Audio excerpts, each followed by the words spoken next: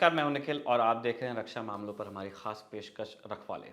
रखवाले शिव इस बार एक अनचार्टेड टेरिटरी में जाने वाला है। स्ट्रिक्टली स्पीकिंग ये एक मिलिट्री इशू नहीं है जिस बारे में हम जनरली डिस्कस करते रहते हैं। उस तरह के रखवालों की हम नहीं बात करने वाले हैं, लेकिन हमारे दर्शक अवेयर हैं। उन्होंने रन टॉप शो में भी देखा है, हमारे बाकी प्रेजेंटेशंस में भी देखा है कि यूएस के एक कोर्ट में, न्यूयॉर्क साउथ डिस्ट्रिक्ट की जो कोर्ट है, वहाँ पे एक सीलबंद लिफाफे के अंदर कुछ जानकारी थी जो अब पब्लिक हुई है। और उसमें ऐसा दावा किया गया, उसमें कहीं नाम नहीं है, लेकिन सारे जो संकेत हैं वो यही कहते हैं कि गुरपतवंत सिंह पन्नू, जो कि एक सिख एक्सट्रीमिस्ट है, हिंदुस्तान में एक बैंड ऑर्गेनाइजेशन, हम हमारी सरकार ने जिस ऑर्गेनाइजेशन को बैन किया, सिख फॉर जस्टिस, उसका काम वो देखता है, एंटी इंडिया कैंपेनिंग के लिए जाना जाता है। उसके ऊपर एक हिट जॉब, उसका एलिगेशन इसी तरह का है, नाम नहीं है फिर भी, कि उस पर एक हिट जॉब इंडिया ने प्लान किया और उसमें इंडियन एस्टैब्लिशमेंट से जुड़े हुए लोग भी शामिल थे। CC1 नाम लिया गया है और एक निक गुप्ता का नाम आ रहा है जिसके बारे में बहुत तरह की बातें हैं। एक आर्म्स डीलर है या नार्कोटिक्स के ट्रेड में है, वो अभी क्लियर नहीं है क्योंकि वो चेक कस्टडी में है, बट वो यूएस के बहस पे उसको अरेस्ट किया गया है। मैं पहला रिएक्शन शिव आपका जानना चाहता हूँ। कोवर्ट ऑप्स जनरली सालों साल बाद बाहर आते हैं। हमने इससे पहले निजर वाले मामले में इस तरह की बहुत बातें भी होते हुए देखी। जस्टिन ट्रूडो ने एलिगेशंस इंडिया पे लगाए, लेकिन वो कुछ एज ऑफ नाउ उनके पास दिखाने के लिए कोई पेपर वर्क नहीं है। जब आपने पन्नू वाला केस देखा और पहले एक मीडिया रिपोर्ट आती है, अब वहाँ के कोर्ट के अंदर एक इंडाइटमेंट है पूरा, उस आपको देख करके पहला रिएक्शन आपका क्या था? निखिल, देखो, मैं एक्चुअली ये एक्सपेक्ट कर रहा था। ये बहुत दिनों में एक इंडिकेशन काफ़ी मजबूत हो रहा था कि ऐसा कुछ होने वाला है।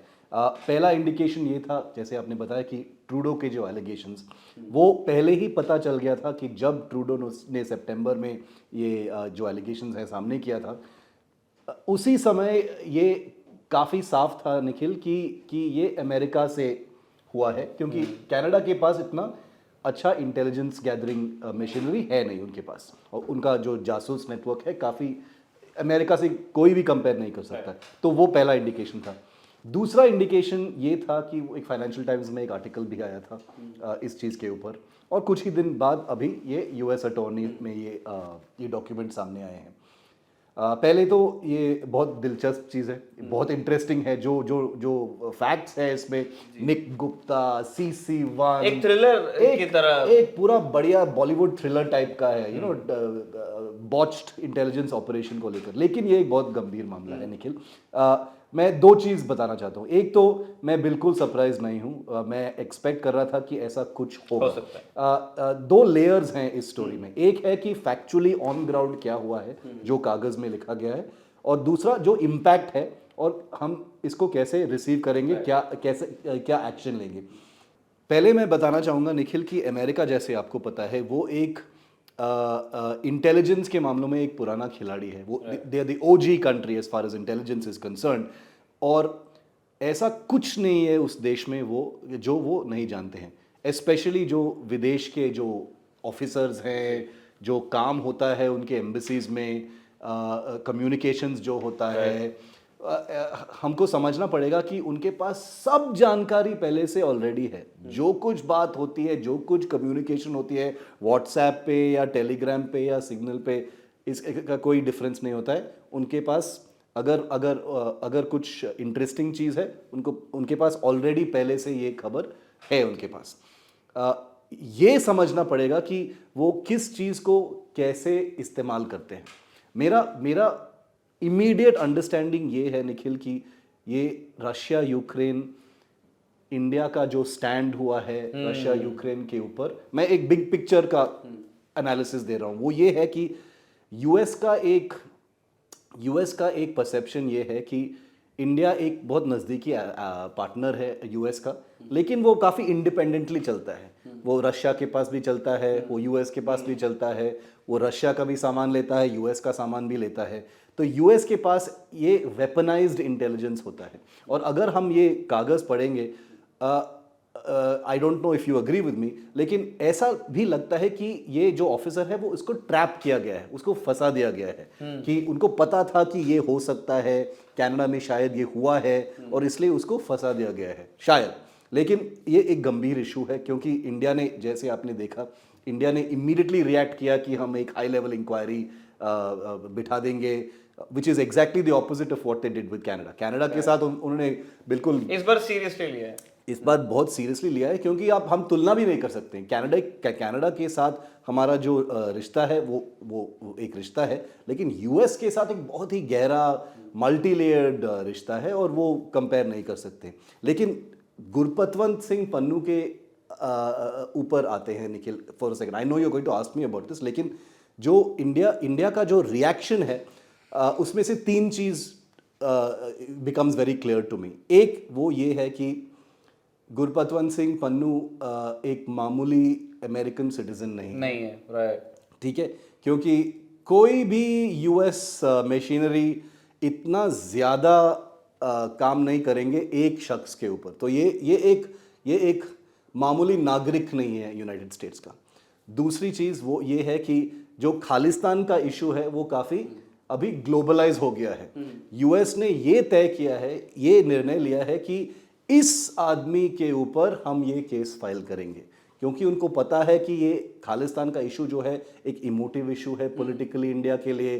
पंजाब को लेकर जो फार्म लॉ इश्यूज अभी जो हुआ था वो सब लेके एक इमोटिव इशू है, तो ये एक प्रेशर पॉइंट बन सकता है इंडिया पर। तो बहुत सारे अनआंसर्ड क्वेश्चंस भी हैं, लेकिन बॉटम लाइन ये है निखिल कि इंटेलिजेंस के मामलों में, going back to the beginning of what you asked, intelligence के मामलों में जो होता है, जासूसी, असैसिनेशंस जो होते हैं, वो अंधेरे में होते हैं। किसी को नहीं पता होता है कि क्या होते हैं, कागज में कभी नहीं आता है, इट्स ऑफ द बुक्स जो बोलते हैं। तो ये एक एम्बैरेसमेंट है इंडिया के लिए। मैं ये बोलूंगा कि ये एक एम्बैरेसमेंट है, क्योंकि दुनिया के सामने ये कहा गया है कि तुम लोगों के जासूस या ऑपरेटिव्स या ऑफिसर्स ने हमारे देश में आकर किसी को मारने की कोशिश किया और हमने आपको पकड़ा है। मैं इसीलिए क्योंकि ये खबर एक ऐसी है, बहुत सारे लोग पूछेंगे कि आपने रखवाले में आप क्यों डिस्कस कर रहे हैं। इसका एक इंटरनेशनल लॉ वाला एंगल है, एक लीगल एस्पेक्ट है, एक मॉरल है, हम उसमें नहीं जा रहे हैं। वो फ्रैंकली हमारा या रखवाले के इस मंच का स्पेशलाइजेशन नहीं है। हम जनरली नेशनल सिक्योरिटी पे बात करते हैं और नेशनल सिक्योरिटी के पर्सपेक्टिव से ही हम इस घटना को देखना चाह रहे हैं शिव, कि जो हिंदुस्तान का जो मशीनरी है नेशनल सिक्योरिटी का, उसके अंदर सारे हैं जो आपको नजर आते हैं, जो नहीं नजर आते हैं, वो पूरी मशीनरी मिलके सेफ रखना चाहती है हिंदुस्तान को, और वो डिसाइड करते हैं कि हमें कौन से ओवर्ट ऑपरेशंस करने हैं, कौन से कोवर्ट ऑपरेशंस करने हैं।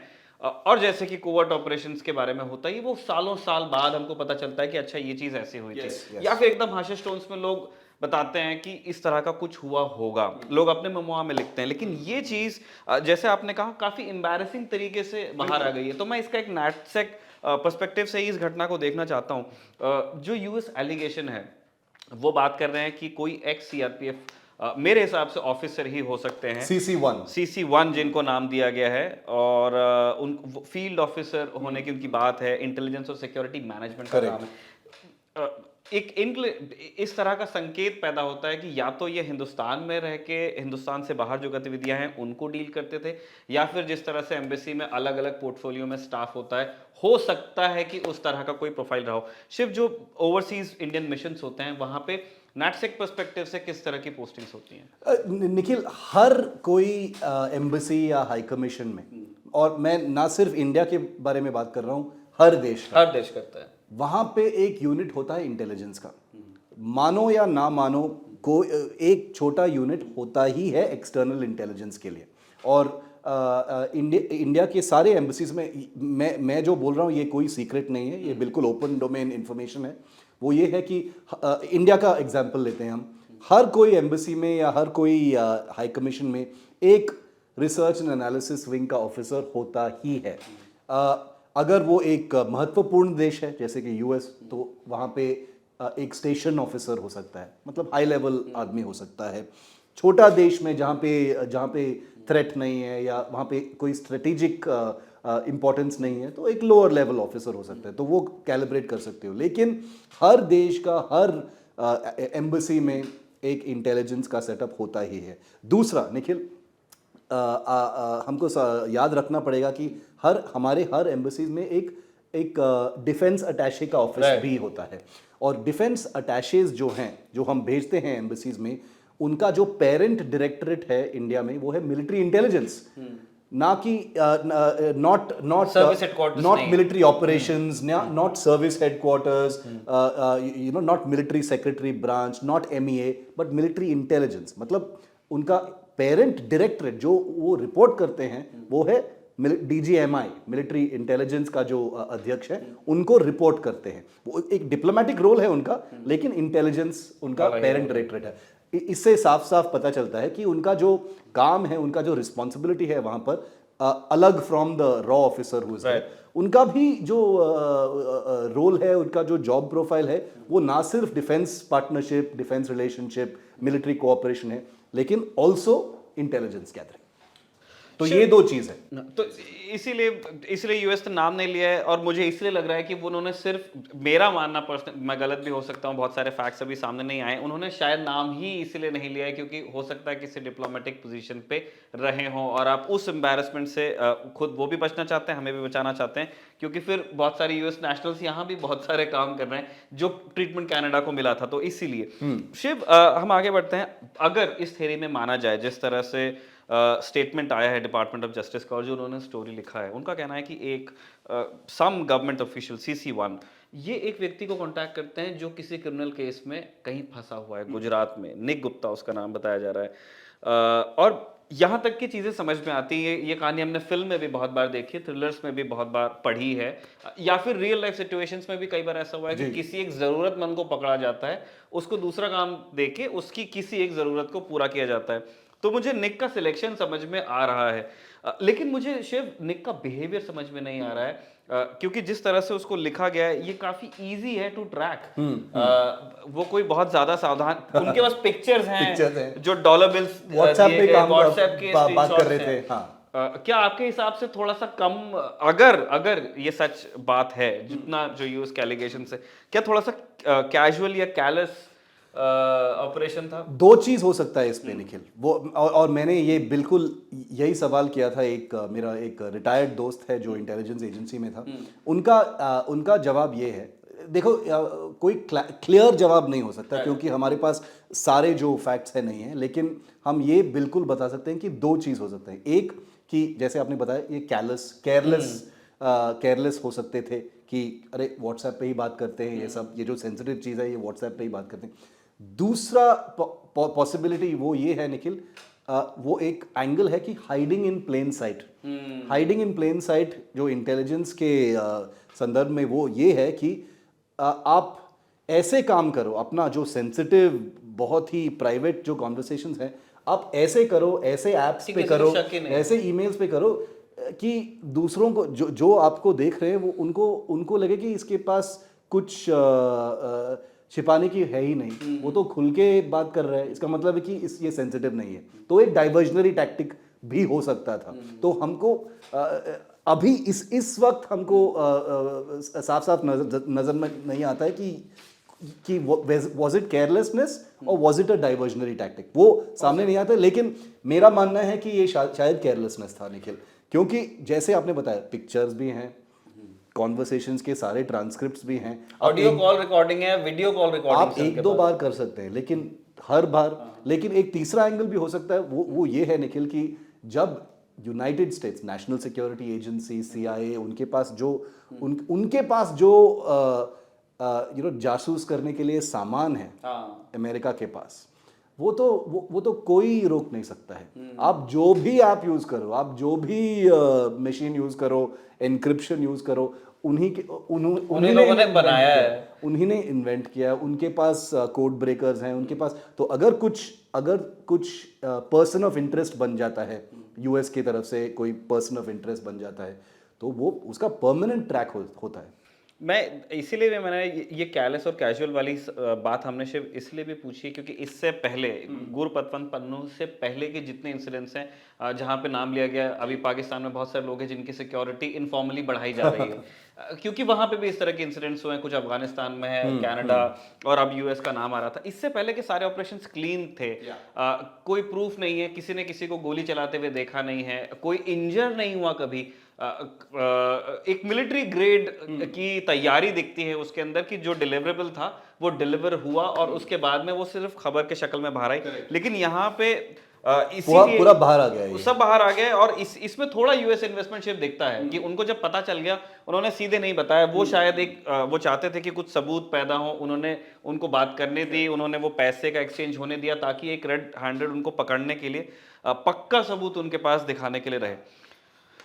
शिव, इस चीज पे हम नजर बनाए रखेंगे और हम ये भी देखते रहेंगे कि किस तरह से ये इंडिया की नेशनल सिक्योरिटी को प्रभावित करता है, और भविष्य में अगर इंडिया को कोवर्ट ऑपरेशन अगर करने हैं तो जरूर मुझे लगता है कि इंडियन बिहेवियर इन सारी घटनाओं से अब प्रभावित होगा। कुछ लेसन्स जस्ट टू स्मॉल दो ऑब्जर्वेशंस मैं आखिरी में रखना चाहता हूँ निखिल। वो एक चीज है ये कि जो पर्सपेक्टिव है अभी इंडिया का, जो पर्सपेक्टिव है कॉमन पब्लिक पर्सपेक्टिव ग्लोबली भी, वो ये है कि यूएस इस मामले को सामने कर रहा है और इस आदमी को, इस शख्स को सुरक्षा दे रहा है जो अभी कुछ दिन पहले एयर इंडिया का बॉम्बिंग का थ्रेट दिया था।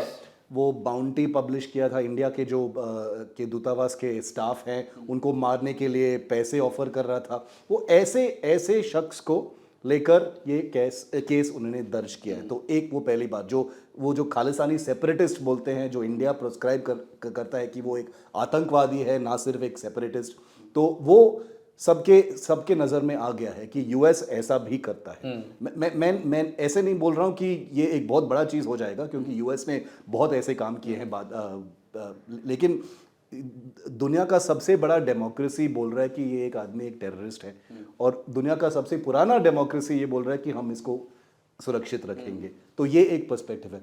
दूसरा पर्सपेक्टिव ये है निखिल कि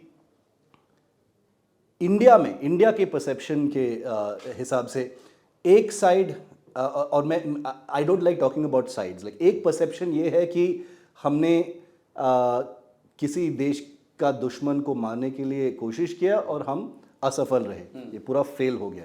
लेकिन एक परसेप्शन ये भी है कि इंडिया जो कभी कुछ नहीं करता है, बाहर जाके कुछ नहीं करता है, इंडिया के पास एक एलिमिनेशन प्रोग्राम है, एक कोवर्ट ऑपरेशंस प्रोग्राम है ऐसे देशों में, जहाँ पे वहाँ जाके एक्चुअली हमारे पास इंटेलिजेंस का स्ट्रेंथ है कि वहाँ जाके यूएस जैसा देश जो दुनिया के सबसे मजबूत देश है, वहाँ जाके इंडिया के जो दुश्मन हैं उनको मारने के लिए एक प्रोग्राम है। वो भी एक पर्सपेक्टिव है। बहुत लोग जिनसे मैंने बात किया है उनका कहना है कि ठीक है असफल हो गया, लेकिन हम तो ट्राई तो कर रहे हैं ना। तो मैं यही कह रहा था कि जैसे इसकी लीगैलिटी और मोरालिटी को डिस्कस करना बहुत मुश्किल है, क्योंकि है ही नहीं, क्योंकि ये इंटेलिजेंस ऑपरेशंस हैं और पूरी दुनिया में देश अपनी सुरक्षा के लिए इस तरह के कोवर्ट ऑपरेशंस करते हैं। तो इसके सही और गलत में हम नहीं जाएंगे। हम ये देखना चाहते हैं कि अगर इस तरह के ऑपरेशन जरूरी हैं तो वो क्लीन कैसे रहें, उसमें हमारी प्रतिष्ठा कैसे बनी रहे, उसमें हमारे डिलीवरेबल्स जो हैं वो बिना हमारे नुकसान के किस तरह से डिलीवर हो। और ये केस जो है निखिल, स्मॉल लास्ट नोट, वो ये है कि मुझे नहीं लगता कि ये सामने जाएगा ये केस। मुझे लगता है ये यूएस का जो इंटरेस्ट है इस केस में, वो इस केस का रिजल्ट में नहीं है। उनका इंटरेस्ट नहीं है कि इंडिया ने जो बिठा दिया इंक्वायरी, उसका जो अंजाम है, उनका इंटरेस्ट नहीं है। ये दबाव है। ये जो पूरा जो केस है, ये इंडिया के ऊपर दबाव है। एक जियोपॉलिटिकल पर्सपेक्टिव से देखना चाहिए, वो मेरा मानना है। उस तरह से देखना चाहिए। और ये हम बार बार कह रहे हैं कि कोवर्ट ऑपरेशन सबसे बढ़िया वही होते हैं जो कोवर्ट ही रहे। बिल्कुल। मेमो में सामने आए तो कोई बात नहीं है, लेकिन इस तरह से बिल्कुल नहीं। शिव, अगला डेवलपमेंट हमारे दर्शक जानते ही हैं कि कुछ डिफेंस एक्विजिशन काउंसिल ने कुछ AONs अप्रूव कर दिए हैं। 97 तेजस Mark 1 A's और 156 प्रचंड। और मुझे पर्सनली अच्छा लगा कि 90 आर्मी को जा रहे हैं। फाइनली शायद ये बात रियलाइज की जा रही है कि हेलीकॉप्टर्स आर्मी को दिए जाने चाहिए। करेक्ट। हम दर्शकों को ये जरूर बता देना चाहते हैं कि AON पहला स्टेप होता है, बेबी, अभी बच्चा पैदा होने वाला है तो उसको अभी वयस्क होने में बहुत समय लगेगा। एओएन के बाद बहुत सारे प्रोसेसेस हैं। जो नंबर हम बता रहे हैं ये अब डन है कि हम तेजस लेंगे, हम प्रचंड भी लेंगे, बट नंबर जब एओएन से ऑर्डर में जाता है कभी कभी उसमें वेरिएशन होता है, क्योंकि बजट ऊपर नीचे हो सकता है, ऊपर नीचे होता है, कई बार रिक्वायरमेंट ही सर्विस की चेंज हो जाती है। शिव, मैं जानना चाहता हूं कि एक 83 जेट्स का ऑर्डर पहले से एचएएल के पास में है, जिनकी delivery is about to start जी, और 97 का ये 180 जेट्स हुए, और आपको एक 4th जनरेशन जेट बनाना है, उसमें बहुत सारी चीज़ों को इंक्लूड करना है, और आपको 156 अटैक हेलीकॉप्टर्स बना के देने हैं। कितना प्रिपेयर्ड लग रहा है आपको एचएएल? आप कंप्लेंट नहीं कर सकते कि ऑर्डर नहीं है। हाँ बिल्कुल। देखो, अब जो जो एचएएल जो पहले शिकायत करते थे कि आप ठीक से ऑर्डर नहीं देते हो और उसके बाद एक्सपेक्ट करते हो कि हमारा प्रोडक्शन रेट क्यों अच्छा नहीं है। अभी अभी प्रधानमंत्री गए थे एचएएल, उनका पूरा क्लास लिया उन्होंने। जो जो प्रेस रिलीज में नहीं आता है वो मैं बता रहा हूँ कि प्राइम मिनिस्टर ने उनको काफ़ी क्लास लिया है। तो प्रधानमंत्री ने एचएएल को बोला है बिहाइंड क्लोज डोर्स, उनके मीटिंग्स में उन्होंने बोला है कि देखो, हमारे सेनाओं के जो रिक्वायरमेंट्स है बहुत बढ़ जाएंगे अभी, क्योंकि पॉलिसी लेवल पर रक्षा मंत्रालय ने एक निर्णय लिया है कि हम इंपोर्ट्स को कम कर देंगे। हम एक बहुत लंबा सफ़र है लेकिन हम करना चाहते हैं, कुछ दिखाना चाहते हैं कि हम बाहर से सिग्निफिकेंट चीज़ हम नहीं लेना चाहते हैं। तो बेसिकली मोदी ने एचएएल को बोला है कि ऑर्डर्स अभी आएंगे, उसके बाद मैं प्रोडक्शन रेट या कोई शिकायत के बारे में मैं नहीं सुनना चाहता हूँ। एयर चीफ भी थे उस time, air chief marshal V R Chaudhari, और दोनों को बिठा के एक अंडरस्टैंडिंग हो गया है कि एचएएल अब एक वॉर फुटिंग पे प्रोडक्शन करेगा। जैसे मैंने पहले भी बताया निखिल कि प्राइवेट सेक्टर भी आ सकता है इसमें। हाँ, वो एक कंट्रोवर्शियल चीज़ है, क्योंकि अगर एचएएल एक चीज़ को नफरत करता है वो ये है कि उनके जो ऑर्डर्स या प्रोडक्शन कोई प्राइवेट सेक्टर के साथ शेयर करे। उनको बिल्कुल अच्छा नहीं लगता। प्राइवेट सेक्टर के साथ काम करते हैं सप्लाई के रूप में, वो उनका रिश्ता है बहुत सारे अच्छे कंपनी से, लेकिन जो शेयर करना, एक्चुअल ओरिजिनल इक्विपमेंट मैन्युफैक्चरिंग जो करना, मतलब पूरा जहाज बनाना, उनको शेयर नहीं करना है। तो ये भी पॉइंट उनके मन में डाला गया है कि अगर आप अपना प्रोडक्शन रेट जो 24 तेजस साल में आप नहीं बन पाएंगे, 1-2 साल में आप प्रोडक्शन का रेट नहीं बढ़ाएंगे, तो प्राइवेट सेक्टर आ जाएगा इस खेल में। क्योंकि नेक्स्ट ईयर से एचएएल ने कहा है कि वो अपने नए प्रोडक्शन लाइंस पे असेंबली चालू कर देंगे, और वो कह रहे हैं कि अगले साल से 2024 ऑनवर्ड्स उनका जो प्रोडक्शन रेट है वो इम्प्रूव हो जाएगा। तो तेजस के ऊपर एचएएल के मन में चिंता है कि क्या वो उस प्रोडक्शन रेट अचीव कर सकते हैं, लेकिन प्रचंड को लेकर एचएएल काफ़ी कॉन्फिडेंट है निखिल, क्योंकि उनका जो तुमकुर में वो हेलीकॉप्टर का बहुत ही बड़ा फैक्ट्री जो बन चुका है, वहाँ पे उनके पास ऑर्डर मिलने से पहले ही उनके पास ऑलरेडी तैयारियां थी, प्रोडक्शन लाइन बन गए थे।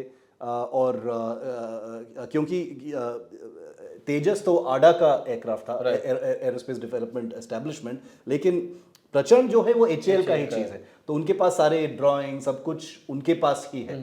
तो उनका ये कहना है कि प्रचंड के लिए जो प्रोडक्शन रेट है वो कोई भी प्रॉब्लम नहीं है। अच्छा, ये रोटरी प्लेटफॉर्म सारे तुमकुर लेके चले जा रहे हैं कि बैंगलोर को वो कर देंगे फिक्स? बैंगलोर में अभी बन रहे हैं, लेकिन जब तुमकुर पूरा रेडी हो जाएगा by end of 2024 early 2025 full rate, मतलब तो सारे जो हेलीकॉप्टर्स हैं वही पे बनेंगे। एक क्लीन एक प्लांट इसके लिए हो जाएगा, एक प्लांट इसके लिए हो जाएगा। स्मार्ट। शिव, Su-30 अपग्रेड्स हम मुझे लगता है कि बहुत साल से जितने अभी रखवाले भी चल ही रहा है 3 साल से, और मुझे लग रहा है कि जब आपने शुरू किया होगा अपना करियर, Su-30 के अपग्रेड्स पे चर्चा चल रही है। अभी एओएन में कहा गया है कि क्योंकि अभी रूस और यूक्रेन के बीच में युद्ध चल रहा है, इसलिए हम इन हाउस करने की कोशिश करेंगे, HAL will be the nodal agency. कितना फीजिबल लग रहा है आपको? क्योंकि मेरी चिंता ये है कि एचएएल ने बहुत सारे Su-30s बनाए हैं और वो उनको मेंटेन भी करते हैं, उसमें कोई प्रॉब्लम नहीं है, बट बहुत सारे सिस्टम्स ऐसे हैं जिनमें आपको रशियन हेल्प हो सकता है अंडर द टेबल तो लेनी ही पड़ेगी। ये तो बियॉन्ड डाउट है निखिल कि रशिया इसमें शामिल होगा। जो भी अपग्रेड प्रोग्राम आप करना चाहते हो सुखोई 30 के साथ, रशिया बिल्कुल होगा उसमें। वो भी कुछ मदद देंगे, वो भी कुछ कंसल्टेंट्स देंगे, क्योंकि आप रशिया के साथ जितना गहरा भी ट्रांसफर ऑफ टेक्नोलॉजी करो, वो कुछ चीज अपने पास ही रखते हैं। बिल्कुल, और रखना चाहिए, रखना उनका चाहिए, प्रोडक्ट उनका प्रोडक्ट है। एचएएल बहुत सालों से सू-30 बना रहा है नासिक में, महाराष्ट्र में, लेकिन अभी भी उनके पास जब भी कुछ जब कुछ प्रॉब्लम होता है एयरक्राफ्ट में, वो रशिया के पास जाते हैं। तो जैसे आपने बताया कि कुछ चीज़ ऐसे हैं इंटेलेक्चुअल प्रॉपर्टी को लेकर जो वो शेयर नहीं करते हैं, वो अंडरस्टैंडिंग वो कॉन्ट्रैक्ट में ऑलरेडी है। तो इसलिए मैं मानता हूँ कि ये जो अपग्रेड प्रोग्राम है, एचएएल बहुत सालों से एक अपग्रेड कॉन्सेप्ट, सुपर सुखोई का एक अपग्रेड कॉन्सेप्ट सामने रखा है, लेकिन अभी तक नहीं हुआ है क्योंकि वो बजट में प्रायोरिटी लो था उसके लिए। लेकिन और सू-30 जो है वो एक पुराना जहाज़ नहीं है, वो एक्चुअली एक अच्छा जहाज़ है। तो इसलिए अभी तक वो प्रायोरिटी दिया नहीं गया। लेकिन अब air chief marshal V R Chaudhari जो एयर चीफ हैं, उन्होंने बताया कि देखो हमारे पास इतने सारे सू-30 हैं, 200 के ऊपर सू-30 हैं हमारे पास, तो इस पर नज़र रखना पड़ेगा क्योंकि ये एक ऑलमोस्ट एक हैवी एयरक्राफ्ट का बैकबोन बन चुका है इंडियन एयरफोर्स में, और किसी देश के पास इतने सारे सू-30 नहीं है। तो इसलिए अपग्रेडेशन और उसको मॉडर्न रखना बहुत ही महत्वपूर्ण है। तो इसलिए वो क्लियर किया गया है। मैं मानता हूं निखिल कि ये एचएएल एक लीड इंडिकेटर होगा, लेकिन काफ़ी सारे प्राइवेट सेक्टर कंपनीज भी होंगे। अगर इंडियन एयरफोर्स के नज़र से अगर वो फ्लेक्सिबल होंगे रशिया, तो इजराइल भी शायद शामिल हो सकता है इस अपग्रेड प्रोग्राम में। एक कंसोर्शियम अप्रोच होगा इसमें। होना भी चाहिए क्योंकि शिव आप जो फाइटर्स का साइज देख रहे हैं, अगर ये आउटडेट होते हैं विद टाइम तो वो आपके लिए बिल्कुल अच्छा नहीं है, स्पेशली इसलिए क्योंकि चाइना में जो पीएलएफ है वो तो सू-30 यूज कर ही रहे हैं ऑलरेडी, और आपके बाकी अगर कोई दोस्त या दुश्मन यूज करना चाहते हैं, काफी अवेलेबल एयरक्राफ्ट है, आप कहीं भी जाकर के इसकी स्ट्रेंथ्स या वीकनेसेस को देख सकते हैं। तो कुछ इंडिया स्पेसिफिक अपग्रेड्स आपको बहुत जरूरी हैं जो और किसी के पास नहीं है। लास्ट कमेंट शिव हम टोड गन सिस्टम पे लेना चाहते हैं। इससे पहले कई बार हमने आरटी की बात की है, अभी तक की तो बात चल रही थी कि जो आपकी फील्ड गन्स हैं उनका बैरल रिप्लेस करके उनको अपग्रेड किया जाएगा। अब ये कह रहे हैं कि रिप्लेस कर देंगे क्योंकि सर्विस लाइफ खत्म हो गया। New generation towed gun system लिखा है इस प्रेस रिलीज में जो कल आया था निखिल। कोई क्लैरिटी नहीं है कि ये क्या है। क्या ये एक एटैग्स का एक न्यू जनरेशन चीज़ है, उसको छोटा कर रहे हैं, उसको बैरल रिप्लेस करके एक नया प्रोडक्ट स्पिन ऑफ कर रहे हैं, वो भी एक प्रोडक्ट चल रहा है वो ये सारे जो सवाल है मैंने रक्षा मंत्रालय को भेजा है, अभी तक जवाब मिले नहीं है। लेकिन मेरा मानना है कि जो एटैग्स को लेकर जो फीडबैक था, जो कमियां थी सेना की तरफ से जो आइडेंटिफाई किए गए थे, वो सारे इम्प्लीमेंट करके एक फिनिश्ड प्रोडक्ट जो बोलते हैं towed gun system, finished product जो मतलब तुरंत भारी संख्या में ऑर्डर किया जाए, उसको टोड गन सिस्टम बोल रहे हैं। मुझे नहीं लगता है कि ये एक ऑल न्यू सिस्टम होगा। क्योंकि टोड गन अगर हम देखेंगे तो ऑलरेडी एटैग्स है, प्राइवेट सेक्टर के पास 2-3 प्रोडक्ट्स ऑलरेडी हैं। तो और मैं ये हमेशा कहता हूँ निखिल, आर्टिलरी को लेकर जब ऑर्डर आएगा तब हम बात करेंगे, तब हम मानेंगे ये टोड गन सिस्टम क्या है। क्योंकि मेरे करियर के शुरुआत से ये टोड गन सिस्टम एक मामला है, शुरुआत से निखिल 2002 से लेकर अभी तक, मतलब 21 साल से ये टोड गन सिस्टम का रिक्वायरमेंट अभी तक पूरा नहीं हुआ है। और ये चल ही रहा है।